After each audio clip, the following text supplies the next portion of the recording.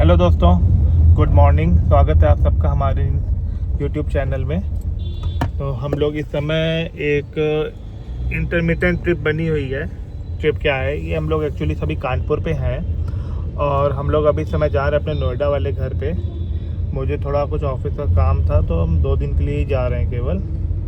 तो बस इस ट्रिप में हम कानपुर टू नोएडा कवर करेंगे और रास्ते में जो कुछ भी होगा, कैसे जाना है, कहाँ से जाना है, क्या रास्ते हैं, वो सब हम आपको इस ट्रिप में बताते हुए चलेंगे।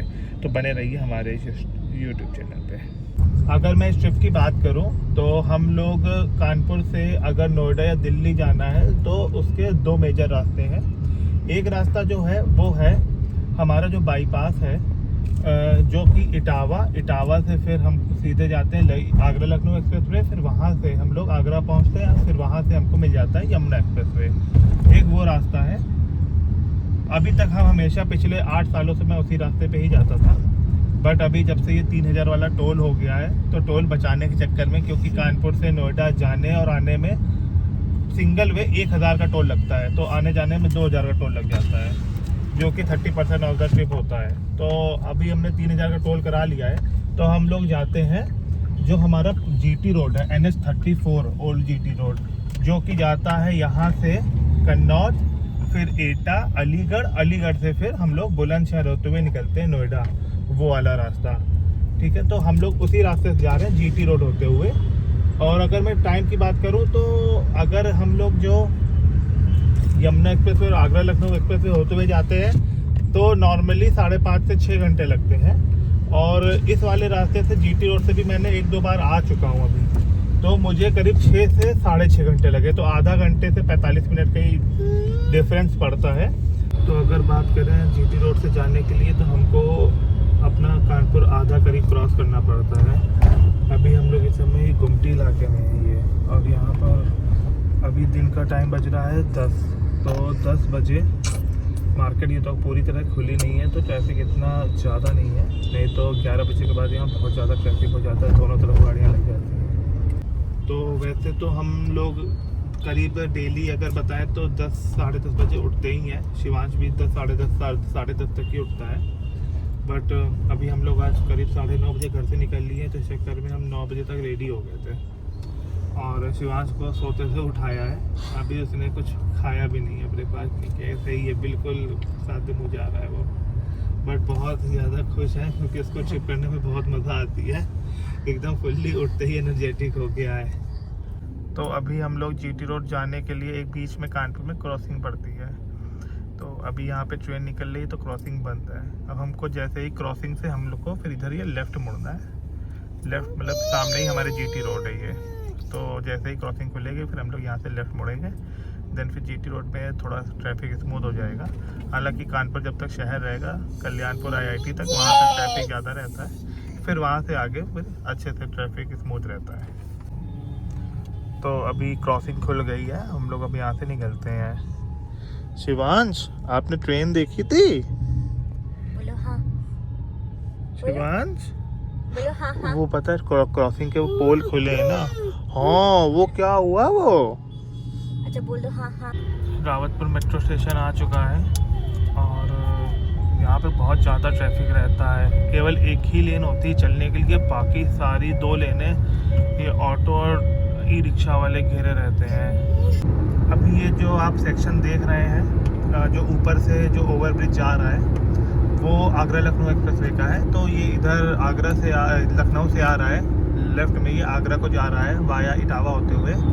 ये बिल्हौर सेक्शन पे इसका इंटरसेक्शन पॉइंट बना हुआ है। तो हम लोग तो फ़िलहाल अभी इसी हाईवे पे चलेंगे, अपना GT रोड पे ही। एक्सप्रेस पे जाने की कोई ज़रूरत नहीं है। तो अभी हम लोग इस समय कन्नौज पहुंच गए हैं। और रास्ते की अगर बात करूं तो रास्ता बिल्कुल वेल मेंटेन्ड है। 4 लेन है ये पूरा हाईवे, और जहां जहां ओवर ब्रिजेस हैं वहां पर ये 6 लेन हो जाता है। और अगर डिस्टेंस की बात करूं तो इधर से अगर NH34 से अगर हम जाते हैं नोएडा तो करीब मुझे पड़ता है 435 किलोमीटर, 435। और अगर मैं यमुना एक्सप्रेसवे और आगरा लखनऊ एक्सप्रेसवे होते हुए जाता हूँ तो मुझे करीब पड़ता है ये 460 से 465 किलोमीटर। तो करीब 30 से 35 किलोमीटर डिफरेंस कम रहता है डिस्टेंस का, और रास्ता बिल्कुल बढ़िया एकदम मक्खन रास्ती है। तो अभी हमारा ये सेकंड टोल आने वाला है इस ट्रिप का। पहला टोल हमारा बिल्लौर पे था और ये सेकंड टोल जो है कन्नौज क्रॉस करने के बाद पर आ गया ये। और इस अगर हम बात करें कि इस जर्नी में करीब 6 से 7 टोल करीब पड़ते हैं हमारे। टोल की फ़िलहाल टेंशन है नहीं, क्योंकि हमारे पास ऑलरेडी एनुअल पास हो रखा है। तो अब ये है कि रास्ते में हम लोग अब आगे कन्नौज से टोल जो क्रॉस कर लिया है, तो अब हमको यहाँ पर आगे गुरसाहिबगंज पड़ेगा, छिबरामऊ पड़ेगा। तो कोई भी अगर अच्छा सा हमें होटल मिल जाएगा तो वहाँ पर रुक के अब थोड़ी देर हम लोग कुछ खाएंगे, क्योंकि रास्ते में हम लोग सुबह मॉर्निंग में हल्का सा बस चाय स्नैक्स लेके ही निकले थे। शिवांश तो भूखा ही है अभी तक। तो अब ये है कि होटल में रुक के फिर हम लोग भी कुछ खाते हैं। और इसको भी दूध हम लोग बोतल में लाए हुए हैं, तो इसको भी दूध पिलाएंगे। दूध में रोटी है या पराठे या अपना ओट्स वोट्स मिला के इसको कुछ खिलाते हैं, इसको भी कुछ।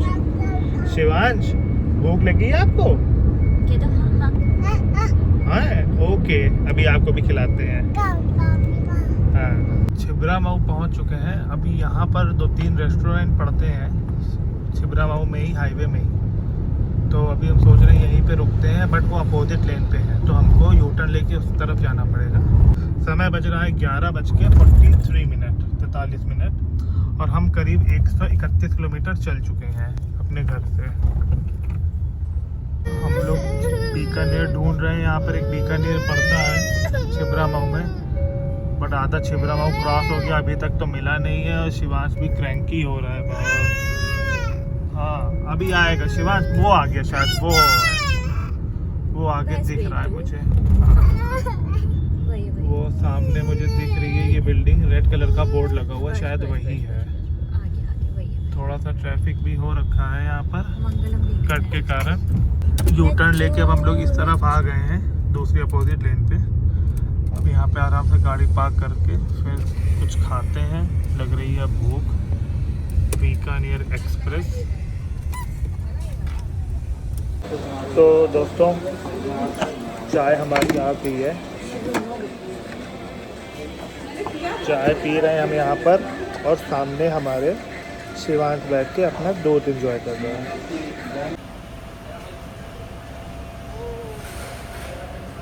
शिवांश ने आधी कटोरी तो दूध पी लिया है और इसमें से 2-3 चम्मच फैला भी दिया है। रेस्टोरेंट अभी पूरा खाली है, मॉर्निंग का टाइम है। 2-3 लोग थे, वो अपना बिल करा के जा चुके हैं। कुछ लोग अंदर बैठे हुए हैं और हम एकदम बाहर साइड बैठे हुए हैं। ये पूरा इसका एम्बियंस है। तो ब्रेकफास्ट कर लिया, ये बीकानेर करके है, हाईवे में ही है। अब यहाँ से बस चलते हैं, हमारी गाड़ी खड़ी है, और बस आगे से यू टर्न लेके फिर हम लोग सीधे अब कहीं स्टॉप नहीं लेंगे, सीधे अब नोएडा ही जाते, सीधे घर पे ही रुकेंगे। छिबरामऊ से निकलने के बाद अभी ये मैनपुरी आने वाला है, और ये हमारा तीसरा टोल आ चुका है। गाड़ी करीब 147 हो चुकी है और हमारा ये तीसरा टोल हमें मिल रहा है यहाँ पर। छिबरामऊ में ब्रेकफास्ट कर लिया था हम लोगों ने, सैंडविच मंगा ली थी और चाय पी ली थी, एंड शिवांश को बढ़िया दूध पिला दिया था उसके लिए।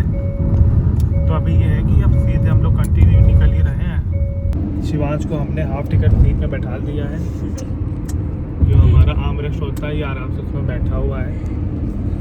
और जहाँ भी रोड में बम्प आते हैं तो ये उछलने लगता है, तो इसको लगता है ये क्या हो रहा है। फिर चिल्लाता है शिवांश, वो तुम्हारा झूला होता है वो, समझे? हाँ झूला झूला। 4 लेन हाईवे में बस एक दिक्कत ये होती है कि गाड़ी की स्पीड में बार बार ब्रेक मारने पड़ जाते हैं। अभी जैसे एक लेन पे तो मोटरसाइकिल वाले चलते रहते हैं और बीच बीच में जब ट्रक आ जाता है तब तो पूरी स्पीड गायब हो जाती है। बट ये है कि रोड पे टेंशन बना रहता है, और एक्सप्रेसवे में क्या होता है कि गाड़ी बस इस गियर में डाल दी तो कंटिन्यू चलती ही रहती है। तो अगर ज़्यादा लंबा जाना होता है तो कभी कभी एक्सप्रेसवे में बोरिंग लगने लगता है, बट नॉर्मल ट्रेडिशनल हाईवे में ये है कि आपको बोरिंग नहीं लगेगा। कंटिन्यू आपको ब्रेक मारना पड़ेगा, गियर चेंज करना पड़ेगा, आसपास गांव दिखते रहते हैं, बीच में कभी भैंस, कभी गाय, कभी डॉग्स आके रोड भी क्रॉस करते जाते हैं। जैसे अभी देखिए ये ट्रक आ गया तो हमारी स्पीड जो थी 90 से आ गई 60 पे। अब फिर हमको एक्सीलरेशन लेना पड़ेगा। तो ट्रेडिशनल हाईवे में बस एक ये पंगा रहता है। बाकी अगर हम बताएं तो एटा आने वाला है, करीब 25 किलोमीटर बचा होगा एटा। तो आउटसाइड से ही निकल जाएंगे बाईपास से। एटा में ऋषा का ननिहाल भी है, तो एक बार ऋषा से पूछते हैं, अगर ऋषा का मन किया तो वहाँ भी चल लेंगे। नहीं, अभी एक्चुअली नोएडा में काम है तो फिर पहले नोएडा ही जाएंगे। मामा के यहाँ जाके चाय पीनी है। हाँ, एटा क्रॉस हो चुका है और लेफ्ट हैंड पे इधर साइड हमारे एटा शहर पूरा चल रहा था। तो अभी करीब 1-1.5 किलोमीटर ही हुए हैं एटा निकले हुए। और हमने एटा से पहले एक चौथा टोल भी हमने क्रॉस कर लिया था और करीब 234 किलोमीटर हम चल चुके हैं। एक बार मैं फोकस करता हूँ, ठीक है। शिवांश इधर सो चुका है हमारा, मम्मा की गोद में सो रहा है वो। अब यहाँ से अलीगढ़ दिखा रहा है करीब 67 किलोमीटर्स। और जिसको भी बदायूं जाना होता है तो वो यहाँ से राइट अंडरपास से घूम जाएगा और फिर इधर बदायूं से फिर जिसको बरेली जाना है तो उधर साइड निकल जाएगा। हम फिलहाल अभी सीधे ही निकलेंगे क्योंकि हमको जाना है अलीगढ़। अलीगढ़ से फिर खुर्जा होते हुए बुलंदशहर। अलीगढ़ अब यहाँ से करीब बचा है 20 किलोमीटर। शहर जो है वो पड़ता है अलीगढ़ राइट साइड में और हम लोग बाईपास होते हुए लेफ़्ट साइड से निकल जाएंगे। आगे पता नहीं क्या हो रखा है, बहुत भयंकर ये काला धुआं उठ रहा है। आगे जाके पता चलेगा क्या है। यहाँ पर बहुत भयंकर आग लगी है कि कोई फसल जैसे होती ना, पराली जलाते हैं, कि कोई भट्टे से निकल रहा है। अभी आगे जाके पता चलेगा। फ़िलहाल ये टोल आ गया है हमारा और टोल पे अपना टोल कटा के फिर आगे देखते हैं। बाएं साइड पे पता चलेगा क्या है। इतना धुआं क्यों उठ रहा है, बहुत ज़्यादा। पूरा आसमान इसने काला कर रखा हुआ है। ओ भाई, यहाँ पर तो एक्सीडेंट हो गया है।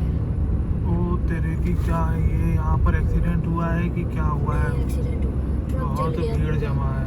नहीं, कबाड़ में आग लगा रहे, कुछ तो हुआ है यहाँ पर। किसी घर में आग लगी है, कुछ किसी घर पे आग लग गई। होटल ऐसा है क्या? पूरी भीड़ जमा हुई है यहाँ पर सड़क के किनारे।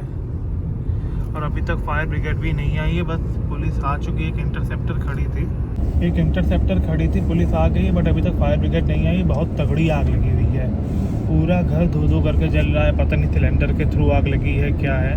ऐसे में तो पास रुकना भी बहुत ही ज़्यादा रिस्की है। जो आसपास खड़े हुए हैं ना, बाई चांस अगर सिलेंडर फटा होगा ना, और भी अगर 1-2 सिलेंडर रखे हुए उस ढाबे में, तो और तगड़ा बम ब्लास्ट हो सकता है। इस चक्कर में ऐसे में ना पास भी नहीं खड़ा होना चाहिए। कम से कम 100 फुट दूर, कम से कम 200-300 मीटर दूर खड़े हो आप। ये हम आ चुके हैं अलीगढ़। राइट हैंड पे हमारा अलीगढ़ शहर चल रहा है और लेफ्ट हैंड पे ये रेलवे लाइन है। ये जो रेलवे लाइन है ये है डेडिकेटेड फ्रेट कैरियर जो है DFC, वो लाइन चल रही है। इसमें केवल गुड्स कैरियर ही जाती है। और राइट हैंड पे हमारे हरिगढ़ है, जिसको कि मुगल काल में इसका नाम चेंज करके अलीगढ़ कर दिया गया था। तो करीब 310 किलोमीटर चल चुके हैं और यहाँ से अभी जो हमारा नोएडा जो पड़ता है वो करीब है 120 के आसपास होता है। 120 किलोमीटर हमें अभी और ट्रेवल करना है। ये आगे से मैं एक चौराहा है ये अलीगढ़ का, यहाँ पर ट्रैफिक हमेशा ही रहता है। बिकॉज राइट हैंड पे अलीगढ़ शहर जाती है सड़क और लेफ्ट हैंड अगर हम मुड़ जाएंगे यहाँ से तो ये हमको लेके जाएगी टप्पल से, जिसको जेवर जाना है, जेवर पलवल से फिर सोहना चली जाती है ये रोड। और राइट हैंड पे अलीगढ़ शहर है। सीधे चले जाएंगे तो हम लोग खुर्जा से बुलंदशहर पहुंच जाएंगे। सामने से ये ट्रक उल्टा चला आ रहा है क्या? उल्टा है नहीं, ये ट्रक का केवल आगे का टापा जा रहा है। कहीं हाईवे में चलो तो बहुत ही विचित्र चीज़ें देखने को मिलती हैं। कभी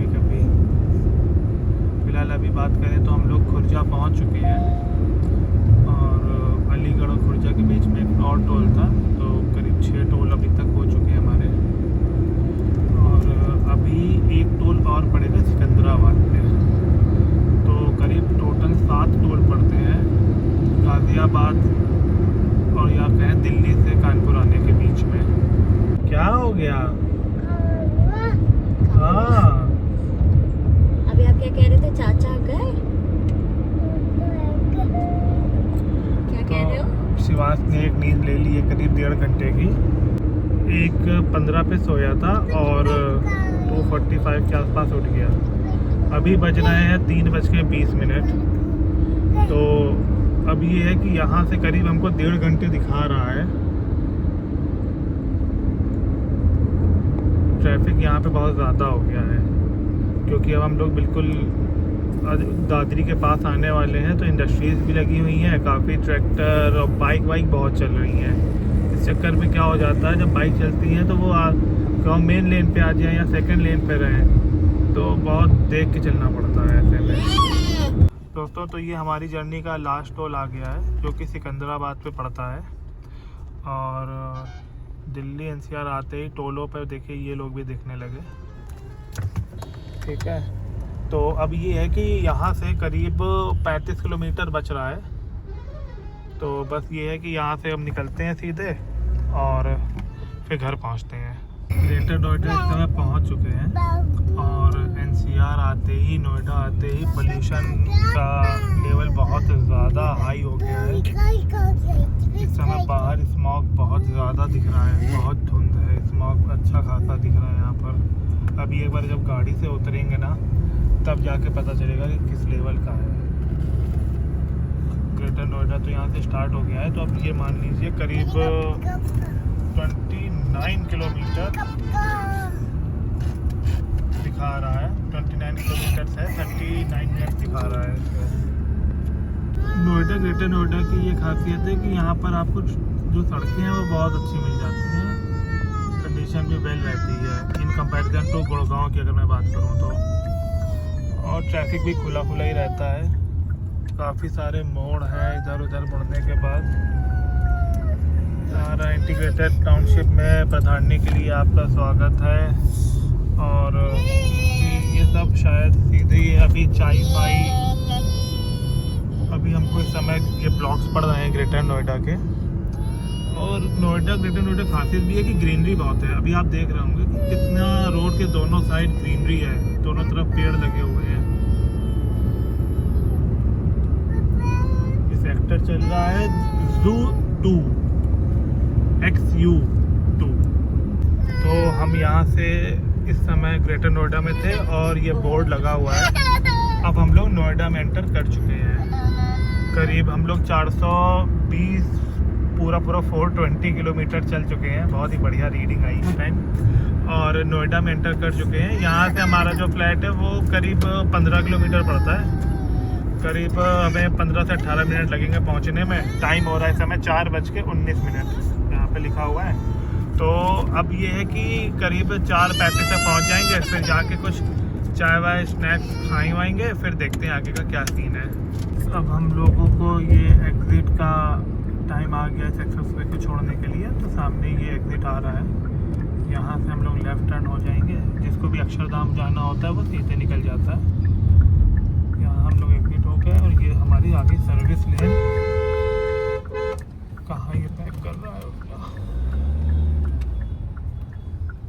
इधर 135 से सब आ रहे हैं।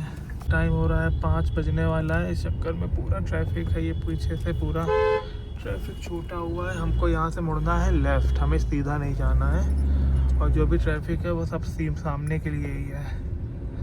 कोई नहीं, हम लोग तो यहाँ से मुड़ जाएंगे अपना आराम से। और मुड़ने के बाद फिर हम लोग को जाना तो सीधे ही है।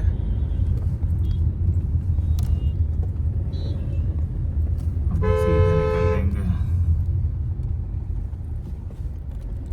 सेक्टर 133 के लिए, 133 और 132 के लिए। इधर सारा ट्रैफिक इधर लगा हुआ है, हम इधर सीधे निकल आए। फाइनली हम लोग पहुंच चुके हैं अपनी सोसाइटी में और 4:30 बज रहा है इस टाइम। तो करीब 6 घंटे 45 मिनट लगे हमको आने में, जिसमें से आधे घंटे के करीब हमने ब्रेक लिया हुआ था। तो बस अब यहीं पे वीडियो को इसको मैं एंड कर रहा हूँ और अब बस जाएंगे, सामान वामान रख के ऊपर अपना थोड़ी देर रेस्ट करेंगे और फिर चाय वाय बना के पियेंगे। तो फिर मिलते हैं नेक्स्ट वीडियो में, जब हम लोग यहाँ से वापस कानपुर निकलेंगे। मैं फिर से इसका अगला पार्ट बनाऊँगा।